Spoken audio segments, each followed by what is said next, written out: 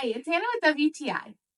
Do you sometimes need an extra bed in your house? Or maybe an extra one when you go camping? Let me show you this Queen Air Mattress by Ezyrest. It is super cool.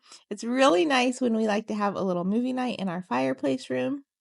A couple things I really love about it. As you can see, it stores the cord inside, so you don't have to worry about finding a pump or anything like that, and the cord is out of the way when you're not using it. Another thing I really love, it comes with a carrying bag that I can actually fit it back into.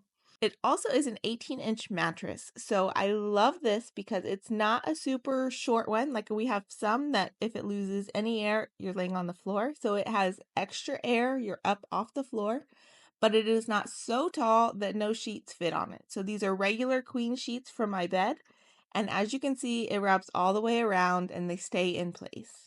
Once you're ready to inflate it, you plug it in, you hit the inflate button, and a few minutes later, you have a nicely inflated airbed.